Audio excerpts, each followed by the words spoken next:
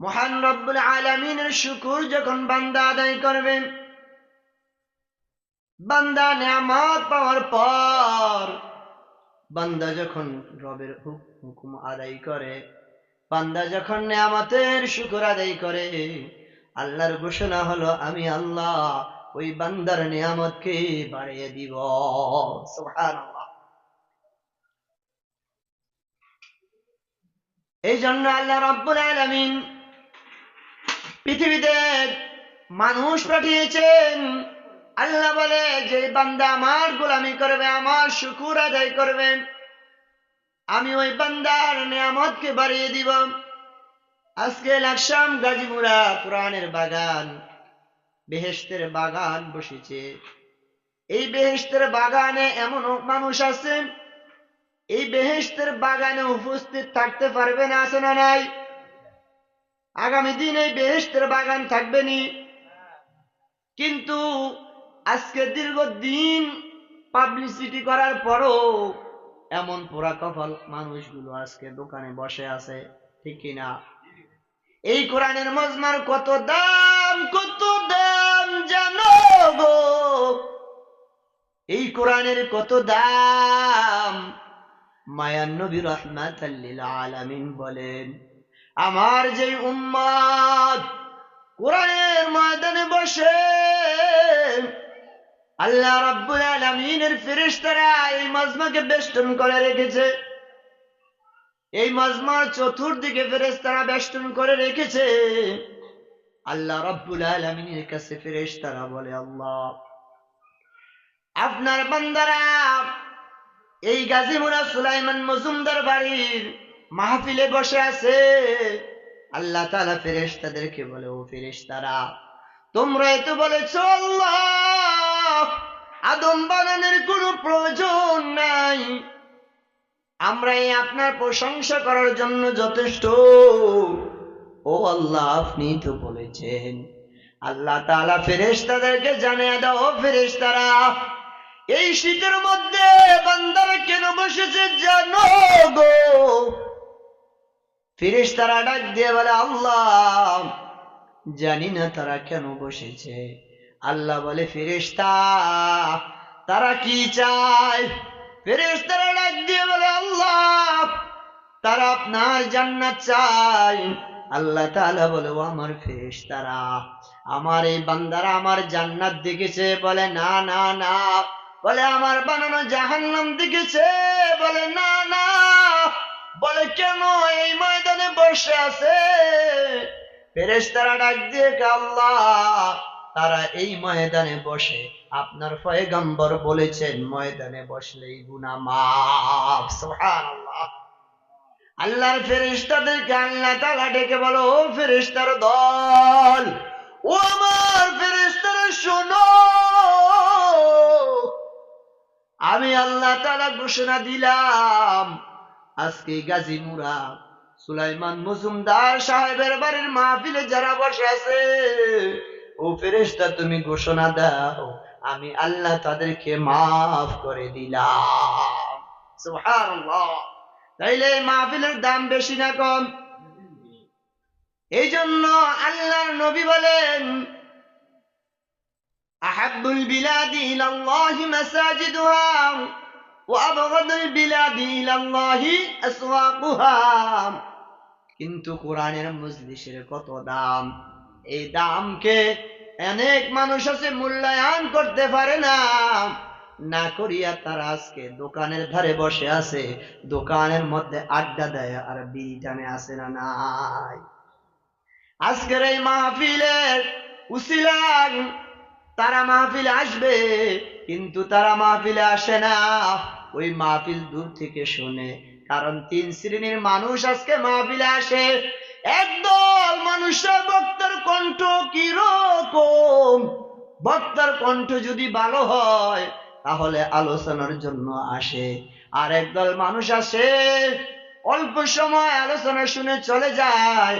আর একদল আছে কণ্ঠ শোনার জন্য, বক্তা কিরকম, কোন ভঙ্গি, বক্তা হাসাইতে পারেনি, এরকম তিনটা শ্রেণীর মানুষ আছে, ঠিক কিনা? আজকে ওয়াজ হলো বিনোদনের মতো, মানুষ আগে ইউটিউবে সার্চ দেয়, বক্তার ইউটিউবে ওয়াজ আছে, ভাইরাল বক্তা নেই। এই ভাইরালের দিকে তাকাইয়া আমাদের ইমান বড় ধ্বংস গো। কারণ আমরা ভাইরাল বক্তার দিকে চাই, যদি আমাদের মন মতো না হয় মাহফিলে আসি না, ঠিক কিনা? আমি জানতে চাই, ও লাকসামের মুসলমান, এই মহল্লায় কি এই কয়েকজনে নিয়ে না আরো আছে? আমার মনে হয় এই মাঠে জায়গা দেওয়া যাবে না, ঠিক কিনা? কিন্তু তারা এমন পোড়া কবল, এখনো মাঠে উপস্থিত হতে পারে নাই। এই জন্য মাহফিলে আসতে পেরে আমরা খুশি না বেজার? কেমন খুশি! আল্লাহ রাব্বুল আলামিন, আমরা যখন খুশি হব, এই খুশি নিয়ে যখন আমরা আল্লাহর কাছে প্রশংসা করব, খুশি হইয়া আমরা বলতে হবে কি? আলহামদুলিল্লাহ। তাহলে আজকে আমরা মাহফিলে উপস্থিত হতে পেরেছি, এজন্য মহান রবের দরবারে একবার শুকর আদায় করি, আলহামদুলিল্লাহ। আর আওয়াজ দিয়ে বলি আলহামদুলিল্লাহ। মুসলমানের আওয়াজের কারণে ওই গোবিন্দ পর্যন্ত পালিয়ে গেছে। এই মুসলমানের নারে তাকবীরের স্লোগানে খ্রিস্টানদের পাদ্রীরা পর্যন্ত পালিয়ে গেছে। সে তারও মুসলমান, আর আমরাও কি মুসলমান, কিন্তু আমাদের আওয়াজ নাই। মুসলমানি বুয়াদ গরদান নেহাদান, এনানে খুদ বদস্তে খাজাদাদান। মুসলমানি বুয়াদ গরদান নেহাদান, এনানে খুদ বদস্তে খাজাদাদান। এই জন্য আমরা মুসলমান হয়েছি। হিন্দুরা যেরকম উত্তরসূরি হিসাবে হিন্দু হয়েছেন, আমরা মুসলমান এমন হয়েছি না। না, মুসলমানের মধ্যে তিনটা জিনিস পাওয়া লাগবে। কয়টা জিনিস? এই মুসলমানের মধ্যে আজকে তিনটা জিনিস না থাকার কারণে একজন মুসলমান সেও কালিমা পারে, একজন হিন্দুকে জিজ্ঞেস করলে সেও কালিমা বলতে পারে, পারে কি পারে না? কিন্তু তার কালিমা আর আমার কালিমা এক না। যদিও সে জবানে বিশ্বাস করে, কিন্তু তিনটা জিনিসের নাম হলো ঈমান। মুখে স্বীকার করা, অন্তরে বিশ্বাস করা, আমলের দ্বারা পরিণত করার নাম হলো ঈমান, ঠিক কিনা? হিন্দু যে সে মুখে স্বীকার করলো আমিও মুসলমান, মুখে স্বীকার করলাম, কিন্তু আমাকে মসজিদের যখন আজান হয়, কিন্তু আমি মসজিদের কাছেও নাই, ঠিক কিনা? তাহলে হিন্দু কালিমা পড়েছে, আমিও কালিমা পড়লাম, কিন্তু হিন্দু মসজিদে আসে না, আমিও আসি না। আমার মধ্যে আর হিন্দুর মধ্যে পার্থক্য কি?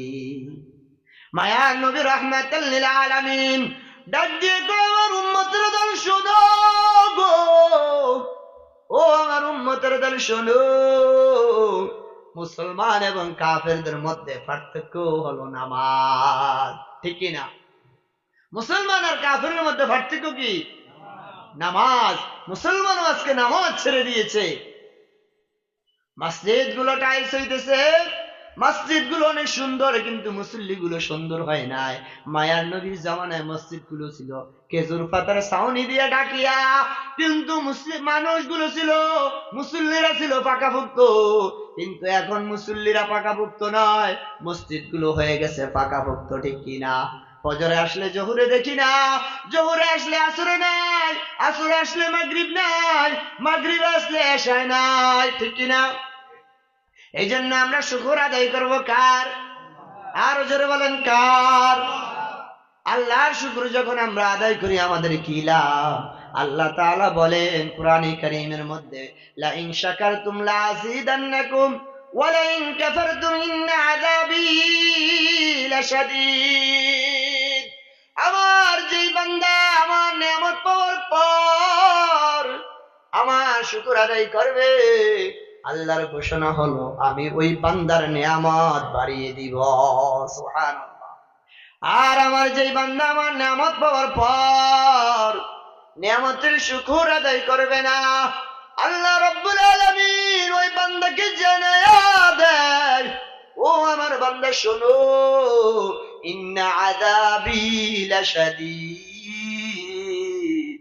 আমার আযাব বড় শক্ত। আল্লাহর আযাব কি? আল্লাহর ধরা বড় শক্ত। আল্লাহ ছাড় দেয়, ছেড়ে দেয় না। দেখেন না আল্লাহ কি ধরা ধরছে, দেশ ছাইরা পালান লাগছে। এই জন্য আল্লাহ বলেছেন ইন্না আযাবি লাশাদীদ, আমার ধরা বড় শক্ত ধরা। আমি যখন শুকর আদায় না করব, তখন আল্লাহ তাআলা আমার নেয়ামত গুলো ছিনিয়ে নিবে, আমার নেয়ামতের মধ্যে সংকট আসবে, আমার জায়গা জমি টাকা পয়সা গুলো আস্তে আস্তে ধূলিসাৎ হয়ে যাবে, ঠিক কিনা? হযরত মূসা আলাইহিস সালাতু ওয়াস সালাম রাস্তা দিয়ে রওনা হলেন, আল্লাহর সঙ্গে কথা বলতেন। মূসা আলাইহিস সালাতু ওয়াস সালাম তুর পাহাড়ে আল্লাহর সঙ্গে মূসা কথা বলতে রওনা হলেন। এমন সময় একজন মানুষ, ভিক্ষু গরিব মানুষ, পয়গম্বর মূসাকে বলে, ও পয়গম্বর মূসা, আমি আপনার কাছে একটা অনুরোধ করি। মূসা পয়গম্বর বলে, কি বলো? বলে, আমার একটা অনুরোধ হলো, আপনি রব্বে কারীমের কাছে বলবেন আমি কোন আমল করলে আমার নেয়ামত বাড়িয়ে দিবে। সুবহানাল্লাহ। মূসা আলাইহিস সালাতু ওয়াস সালাম সামনের দিকে রওনা হয়। পয়গম্বর মূসা যখন সামনের দিকে রওনা হয়, এমন সময় আরেকজন ধনাঢ্য ব্যক্তি দাঁড়িয়ে গেল। ও পয়গম্বর মূসা, জানতে চাই, আমার আল্লাহর কাছে বলবা, ওগো আল্লাহ, আপনার এক বান্দা প্রশ্ন করছে তার সম্পদ কি কাজ করলে কমে যাবে। মূসা আলাইহিস সালাতু ওয়াস সালাম সামনের দিকে চলে গেলেন। একদল উট ঘোড়াগুলো মূসা পয়গম্বরকে বলে, ও পয়গম্বর মূসা, আপনি তো মালিকের কাছে কথা বলেন, আমার মালিককে জিজ্ঞেস করবেন।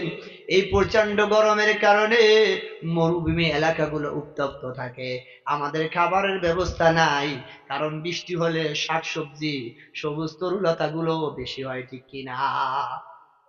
আপনি বলবেন দুনিয়াতে কখন বৃষ্টি হবে? মূসা আলাইহিস সালাতু ওয়াস সালাম চলে গেলেন আল্লাহর সঙ্গে কথা বলার জন্য। আল্লাহর সাথে মূসা পয়গম্বর কথা বলার পর আল্লাহকে প্রশ্ন করলেন, আল্লাহ, আপনার মাখলুক গুলো প্রশ্ন করছে দুনিয়াতে বৃষ্টি কবে দিবেন। মূসা আলাইহিস সালামকে আল্লাহ তাআলা জানাও, পয়গম্বর মূসা শোনো, আমার ওই মাখলুক গুলোকে বলবা 40 দিনের মধ্যে দুনিয়াতে বৃষ্টি বর্ষণ হবে। সুবহানাল্লাহ। পয়গম্বর মূসা আলাইহিস সালাতু ওয়াস সালাম আল্লাহকে আবার প্রশ্ন করলেন, আল্লাহ, আমার আরেকটা প্রশ্ন। আল্লাহ বলে, মূসা বলো। মূসা পয়গম্বরকে, আল্লাহ, আপনি আপনার অমুক বান্দারে এত কোটি কোটি টাকার মালিক বানিয়েছে, কিন্তু এই বান্দা বলছে তার এই নেয়ামত গুলা কিভাবে কমে যাবে, তার কোটি কোটি টাকা কি কাজ করলে কমে যাবে। আল্লাহ রাব্বুল আলামিন পয়গম্বরে মূসাকে বলে, ও পয়গম্বর মূসা, তুমি যে আমার ওই বান্দাকে বলবা গো, যদি আমার ওই বান্দা আমার শুকর আদায় না করে, আমি আল্লাহ তাআলা তার নিয়ামতকে কমিয়ে দিব। মূসা আলাইহিস সালাম আবার প্রশ্ন করলেন, আল্লাহ, আপনার আরেকজন বান্দা প্রশ্ন করছে, বলে কি প্রশ্ন? কয় তার পরনে শুধু একটা লুঙ্গি, আর কোনো কিছুই নাই, ঠিক মতন খাবারও পায় না, তার রিজিক কিভাবে বাড়বে, কোন কাজ করলে তার নিয়ামত বেড়ে যাবে। আল্লাহ বলে, মূসা রে, তুমি আমার ওই বান্দাকে যায় বলবা আমি আল্লাহর শুকর যদি আদায় করে, আমি আল্লাহ তার নিয়ামত বাড়িয়ে দিব। সুবহানাল্লাহ। মূসা আলাইহিস সালাতু ওয়াস সালাম সামনের দিকে অগ্রসর হয়। মূসা পয়গম্বর যখন সামনের দিকে আসে, সর্বপ্রথমে মাকলুক ঘোড়ার সাথে দেখা হলো। মূসা পয়গম্বরকে জিজ্ঞেস করে, ও পয়গম্বর মূসা, দুনিয়াতে কখন বৃষ্টি হবে? মূসা পয়গম্বর বলে, আমার মালিক বলেছে 40 দিন অপেক্ষা করো, 40 দিনের মধ্যে বৃষ্টি বর্ষণ হবে। হযরত মূসা পয়গম্বর এই কথা বলার পর মাখলুকগুলোর মনের মধ্যে আনন্দ চলে আসলো। এই আনন্দের সাথে আল্লাহ তাআলা মাখলুকের খুশি হইয়া সাথে সাথে বৃষ্টি বর্ষণ করে দিলেন। সুবহানাল্লাহ। হযরত মূসা আলাইহিস সালাতু ওয়াস সালাম সামনের দিকে একটু অগ্রসর হলেন। মূসা পয়গম্বরকে ধনাঢ্য লোকটা প্রশ্ন করলো, পয়গম্বর মূসা, তোমার কাছে প্রশ্ন রাখলাম, তুমি কি আল্লাহকে জিজ্ঞেস করেছো নি? মূসা পয়গম্বর ডাক দিয়ে কয়, আমার মালিককে বলেছি। বলে, মালিক কি বলেছে বলো? বলে, মালিক বলেছে তুমি যদি তোমার আল্লাহর শুকর আদায় না করো তাহলে তোমার নিয়ামত কমিয়ে দিব। মুসা পয়গম্বরকে ওই ধনাঢ্য লোকটা ডাক দিয়ে কয়, ও পয়গম্বর মুসা, যে আল্লাহ আমাকে সম্পদগুলো দিছে আর আমি আল্লাহর না শুকর আদায় করব? না না পয়গম্বর মুসা, এটা আমার দ্বারা সম্ভব হবে না। পয়গম্বর মুসা সামনের দিকে অগ্রসর হলেন। এবার ওই গরিব লোকটা ডাক দিয়ে বলে, মুসা, আমি গরিব মানুষ, তোমার কাছে একটা প্রশ্ন করলাম, তুমি কি আল্লাহকে জিজ্ঞেস করলা? গরিব লোকটা এই কথা বলার পর মুসা বলে, আমি জিজ্ঞেস করেছি। বলে, আল্লাহ কি বলেছে বলো? মুসা পয়গম্বর ডাক দিয়ে কা, ভাই, আল্লাহ বলছে তোমাকে যে অবস্থায় রাখছে এই নিয়ামতের শুকর আদায় করতা, তাহলে তোমার নিয়ামত বাড়িয়ে দিবেন কে? আর আওয়াজ দিয়ে বলেন কে? আর আওয়াজ দিয়ে বলেন আল্লাহ। আল্লাহ রাব্বুল আলামিন তার নিয়ামত বাড়িয়ে দিবে। এবার লোকটা ডাক দিয়ে কা, মুসা, আমি আজকে 3 দিন পর্যন্ত অনাহারে, আমার পরনে একটা লুঙ্গি, শীতের মধ্যে কুকু করতেছি, আমাকে আল্লাহ তেমন কোনো সম্পদ দেয় নাই। আমাদের সমাজে এমন কিছু মানুষ আছে, আরে আপনার এই হাত যে আল্লাহ দিয়েছে, একটা হাত যদি ভেঙে যায়, এটার জন্য কুমিল্লা ট্রমা হসপিটালে যান, কত টাকা খরচ করেন। আল্লাহ যে আপনাকে সুস্থ রেখেছে, এই বডিটার দাম কত জানো গো? এই শুকর আদায় করে বিশ্বাস করা যাবে না। নাফরমান ডাক দিয়ে কয়, ও মুসা, আল্লাহ তো আমাকে কিছুই দিল না, আমি কিসের শুকর আদায় করব? আল্লাহ কা, বান্দা, তুমি আমার সাথে কেরামতি শুরু করলা। আল্লাহ কয়, ওয়ামাকারু ওয়ামাকারাল্লাহ ওয়াল্লাহু খায়রুল মাকিরিন। তুমি আল্লাহর সাথে মকরবাজি করো। আল্লাহ ডাক দিয়ে কয়, এ বাতাস, তোরে হুকুম করে দিলাম, বাতাস শুরু হয়ে যাও। বাতাস প্রচন্ড শুরু হলো। গায়ে কিছু ছিল না, শুধু লুঙ্গি ছিল। বলেন শীত লাগবে না গরম লাগবে? এমন শীত শুরু হয়েছে, লুঙ্গি খুললে যখন গায়ের মধ্যে দিল, বাতাস এমন ভাবে শুরু হলো, তার লুঙ্গিটা পর্যন্ত নিয়ে গেল। আল্লাহর মায় কেন? শুকর আদায় করে নাই। আমরা অল্প জিনিসের উপর সন্তুষ্ট থাকি না। আমরা চাই, একজনে 6 তলা বিল্ডিং করছে, আমি কেমনে করবো? এই চিন্তায় আমাকে আল্লাহ যে নিয়ামত দিছে, আমি এটার উপরে শুকর আদায় করলে আল্লাহ বাড়িয়ে দিবেনি, এই বিশ্বাস আসেনি। এই জন্য শুকর আদায় করার পর আল্লাহ বলে, বান্দা, তোর নিয়ামত বাড়িয়ে দিব। শুকরে নিয়ামত, নিয়ামতে আবজুকুনাদ, শুকরে নিয়ামত, নিয়ামতে আবজুকুনাদ, গফরে নিয়ামত, নিয়ামতে বিরুকুনাদ। এই জন্য নিয়ামত পাওয়ার পর শুকর আদায় করতে হবে কার? কিন্তু আমরা এখন আল্লাহর শুকর আদায় করি না। আমরা করি কার? বড় ভাই। বড় ভাই যদি আজকে সহযোগিতা না করতো, তাহলে আমি সরকারি মাল কিছুই পাইতাম না, ঠিক না? তো শুকর আদায় করে কার? মানুষে করে। এখন বড় ভাই চিন্তা করে, অমুক নেতায় যদি আমার হেল্প না করতো, যদি আমি সরকার ইয়ার থেকে সুদের কিস্তি না লইতাম, সমিতি না লইতাম, তাহলে আমার অবস্থা বড় খারাপ হয়ে যেত। এই চিন্তা করি না? কিন্তু আপনাকে খাওয়ায় কে, পালে কে? কিন্তু আপনার বিশ্বাস কার উপর হয়ে গেল? কিস্তি আলার উপরে। এই বিশ্বাস করলে ইমান থাকবে না। আল্লাহ তাআলা আমাদেরকে বুঝার তৌফিক দান করুক, সকলে বলি আমিন। তা আমি যে আয়াতে কারিমা তেলাওয়াত করেছি, আমরা ওই আয়াতে কারিমার দিকে চলে যাই। আলোচ্য বিষয় হলো ফাজাইলে কোরআন।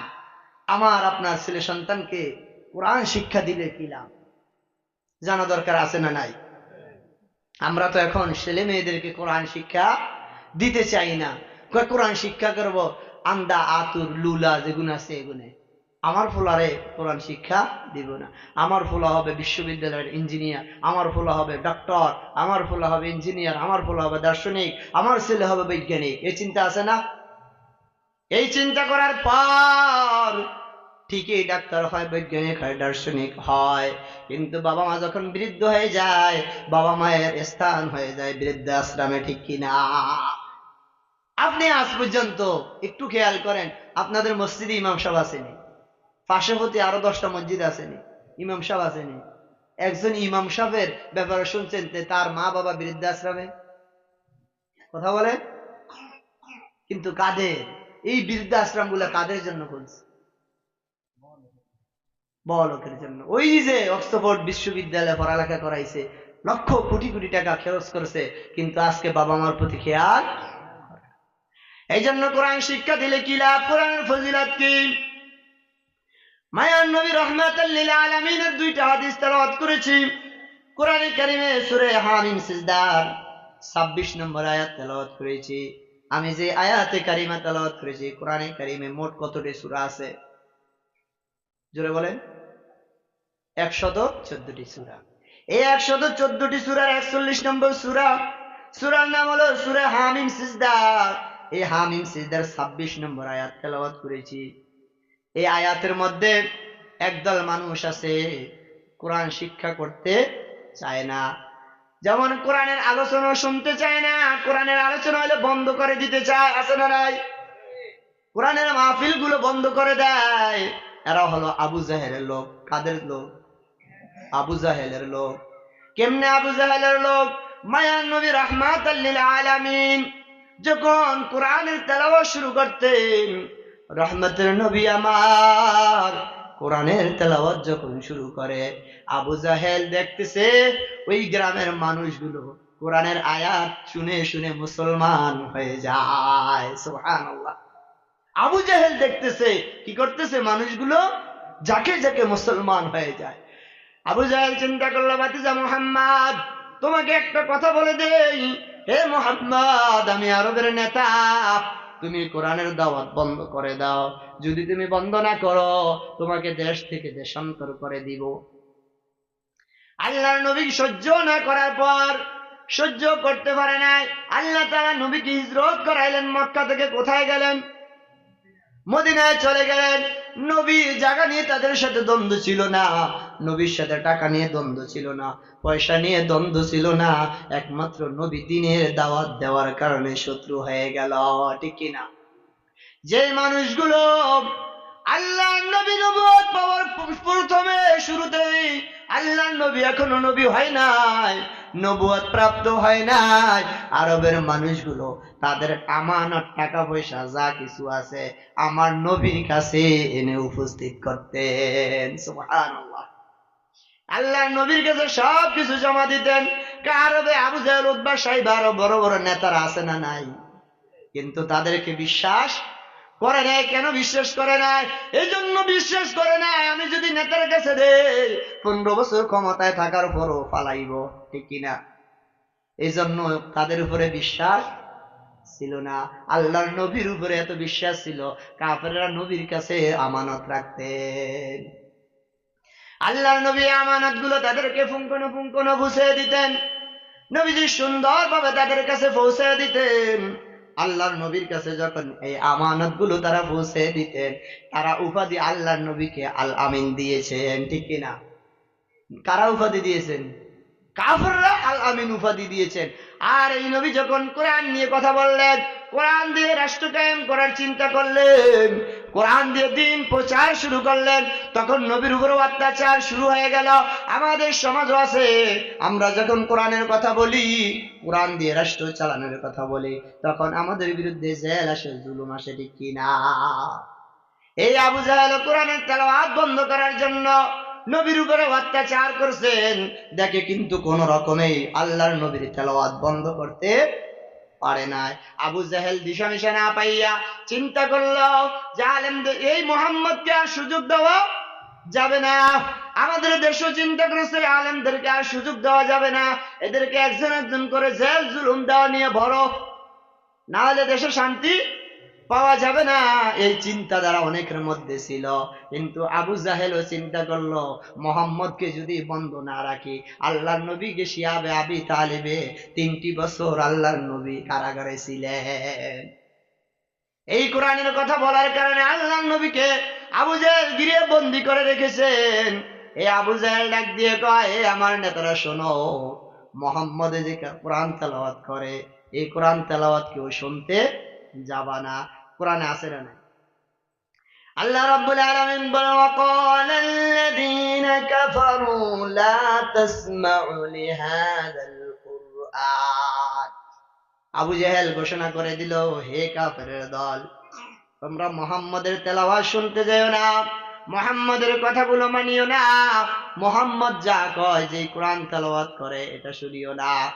আর মুহাম্মদ যখন তেলাওয়াত শুরু করবে তখন তোমরা এটার মধ্যে নাচ গান, তোমরা লুলু দিবা, বিভিন্ন রকম কথাবার্তা বলবা, যখন হট্টগোল সৃষ্টি করবা, মানুষ মুহাম্মদ কি তেলাওয়াত করে তা বুঝতে পারবে না। বলি নাউজুবিল্লাহ।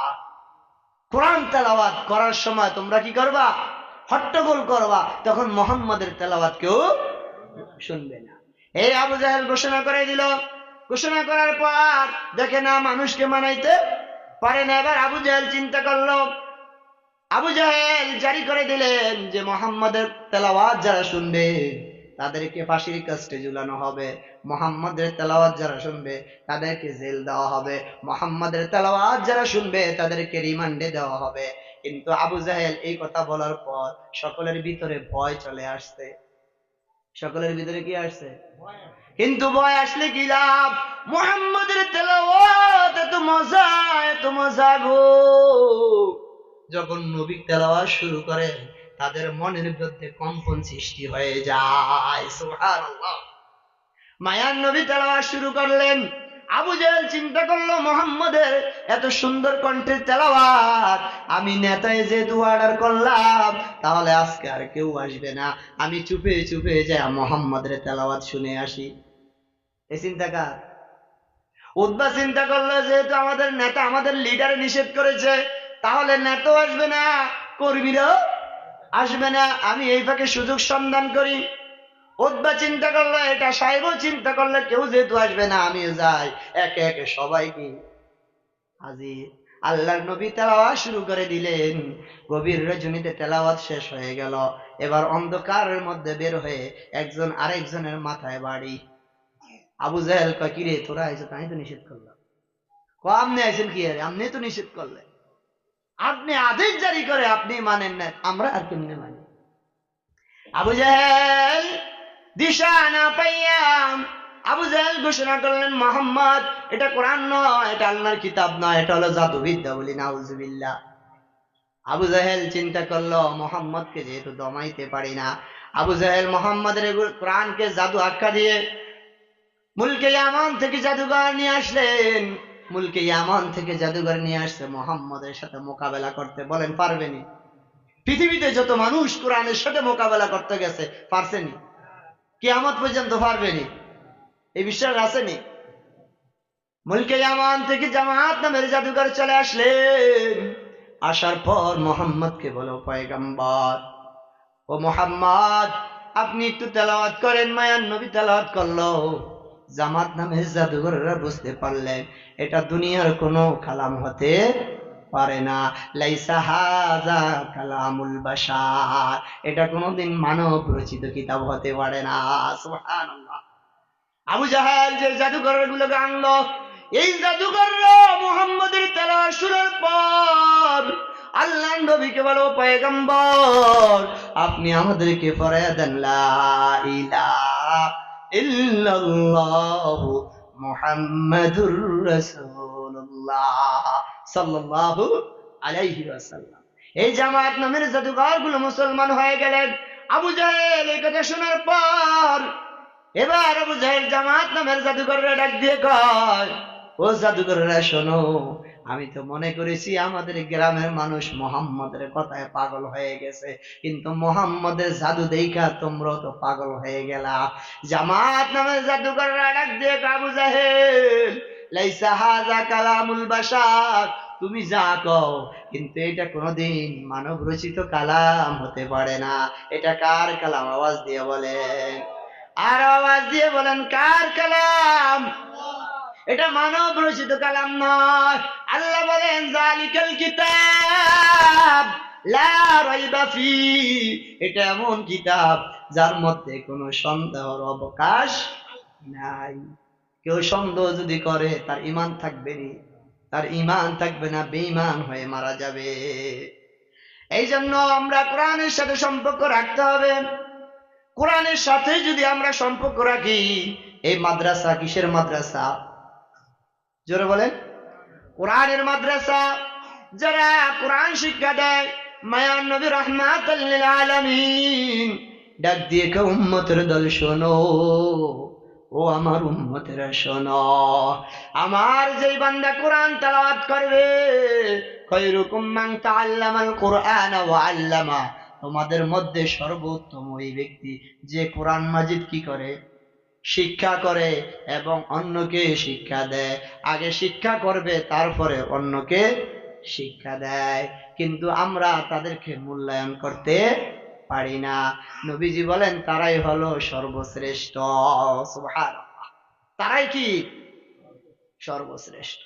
তাহলে আমি আপনি যদি কোরআনের সাথে সম্পর্ক রাখি, তাহলে আমাদের দাম বাড়িয়ে দিবেন কে?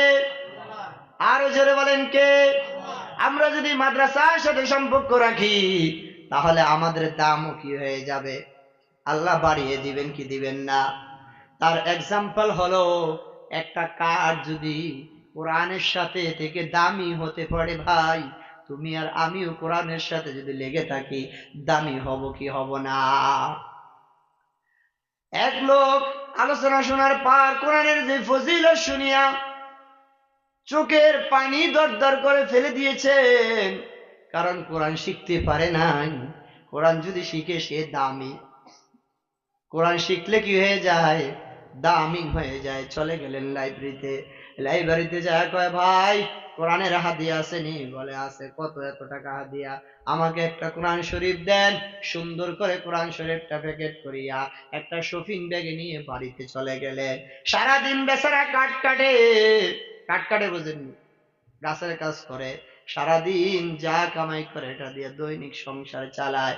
বিবি দেখলেন বাড়িতে আসলো, একটা শপিং ব্যাগে কি যেন নিয়ে আসছে। বিবি মনে করেছে আমার জন্য মনে হয় জামা কাপড় শাড়ি নিয়ে আসছে।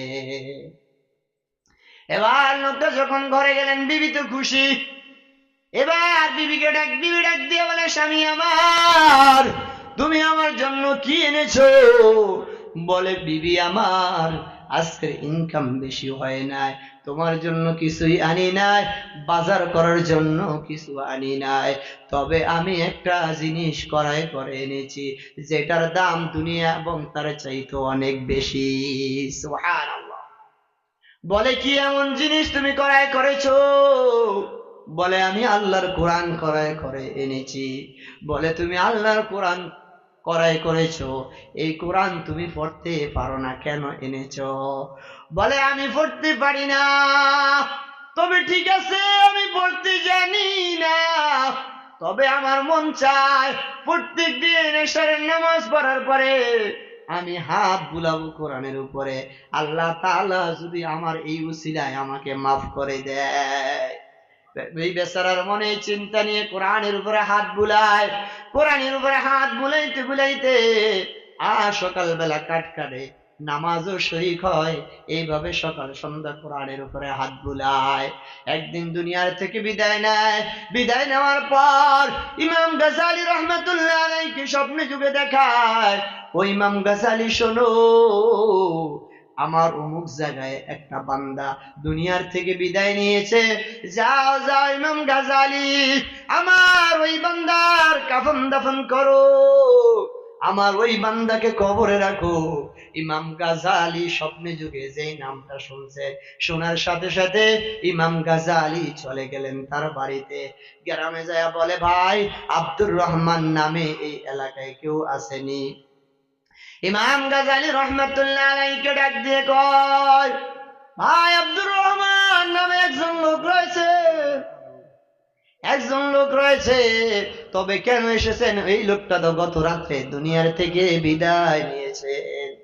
কিন্তু গ্রামের মানুষ জানে দুনিয়ার থেকে বিদায় নিয়েছে, আর আল্লাহ জানাইছেন কারে? জামানার বড় ওলি কে জানিয়ে দিয়েছেন। সুবহানাল্লাহ। ইমাম গাজালি চলে গেলেন। তার কবর করার পর ইমাম গাজালি জানাজা শেষ করলেন। জানাজা শেষ করার পরে কবরে রাখবেন। একটু খেয়াল করি, কোরআনের সাথে সম্পর্ক রাখলে কি লাভ, কোরআনওয়ালাদেরকে ইজ্জত দিলে কি লাভ? ইমাম গাজালি রহমাতুল্লাহি আলাইহি এবার কবরে রাখবেন। কবরে রাখার সময় দেখতেছে ইমাম গাজালি তার কবর থেকে আওয়াজ আসছে, মেশকের ঘেরান তার কবর থেকে। সুবহানাল্লাহ।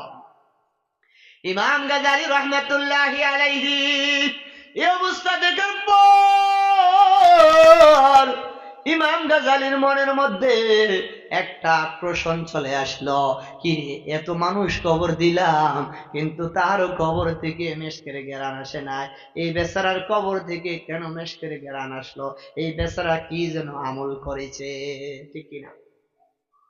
ইমাম গাজালি রহমাতুল্লাহি আলাইহি ওই বান্দার ছোট একটা বাচ্চা ছিল, ওই বাচ্চাকে জিজ্ঞেস করে, তোমার বাবা কি করত? বলে, হুজুর আমার বাবা এত গরিব, দৈনন্দিন কাঠের কাজ করত আর আমাদের সংসার চালাইতো, আমি এমন কোন আমল করতে দেখি নাই। ইমাম গাজালি বলে, চলো তোমার আম্মার কাছে, তোমার আম্মাকে জিজ্ঞেস করি যে কোনো একটা আমলের উসিলায় এই ঘটনা হয়েছে, যদি আমল না থাকে তাহলে এটা হওয়া সম্ভব নয়। ইমাম গাজালি চলে গেলেন, ঘরের বাইরে থেকে জিজ্ঞেস করে, আপনার স্বামী আব্দুর রহমান কি আমল করেছে? বলে, হুজুর আমরা গরিব মানুষ, সে 5 ওয়াক্ত নামাজ জামাতে আদায় করত আর কাজ কাম করত, মানুষের বাড়িতে কাজ কাম করার পরে সে আসতো, শুধু একটা আমল আমার চোখে পড়েছে, সে প্রত্যেক দিন নিজে নামাজ পড়ার পরে কোরআন শরীফ তেলাওয়াত করতে পারে না, শুধু কোরআনের উপরে হাত বুলিয়ে যাইতেন। সুবহানাল্লাহ। ইমাম গাজালি রাহমাতুল্লাহ আলাইহি ডাক দিয়ে কয়, ভাই আমি ইমাম গাজালির বুঝতে দেরি হয় নাই, তার এই আমলের কারণে, তার এই আমলটাকে আল্লাহ তাআলা এমন ভাবে কবুল করেছে, কবুল করিয়া তার কবরের মধ্যে মেশকের ঘেরান আল্লাহ তাআলা বানিয়ে দিলেন। সুবহানাল্লাহ। এই জন্য কোরআনের সাথে লেগে থাকলে দাম বাড়ে না কমে? একটা কাঠের রেয়াল কত টাকা? 50 টাকা বা 100 টাকা। এই কাঠের রেয়ালটা কোরআন শরীফের সাথে থাকার কারণে আমার যখন পায়ে লাগে, কাঠটা পায়ে লাগছে, কোরআন শরীফটা লাগে না, রেয়ালটা লাগার কারণে আমি রেয়ালটারে কি করি? কেন? এটার দাম তো 50 টাকা 100 টাকা, এটা কি এত মহব্বত কেন করি? কোরআনের সাথে সম্পর্ক থাকার কারণে। এই জন্য যারা কোরআনের সাথে সম্পর্ক রাখবে তারা দামি না দামি? এই তাদেরকে দামি কে বানিয়েছে? আমি আপনি যদি এই মাদ্রাসার সাথে সম্পর্ক রাখি, মাদ্রাসার যারা পরিচালক আছে, পরিচালনা যারা করে, যে হুজুরেরা আছে, তাদের সাথে যদি ভালো সম্পর্ক রাখি, আমাদের দাম বাড়িয়ে দিবেন কে? আর আওয়াজ দিয়ে বলেন কে? আল্লাহ তাআলা আমাদের দাম বাড়িয়ে দিবেন। এই জন্য রে ভাই, কমপক্ষে আমার সন্তানকে কোরআন শিক্ষা দিব। কোরআন শিক্ষা দিলে কি লাভ? মায়ান নবী রাহমাতাল লিল আলামিন বলেন, ইউকালু লিসাহিবিল কুরআন। আজকে গাজীপুরা জনাব সুলাইমান মজুমদার সাহেবের বাড়ি সামনে এই জায়গাটা, আজকের যে মাহফিলের জন্য একটা স্টেজ হয়েছে কিনা, সভাপতি হয়েছে কিনা, সভাপতি তার আসনে আসছে, হাসরের মাঠে আল্লাহ রাব্বুল আলামিন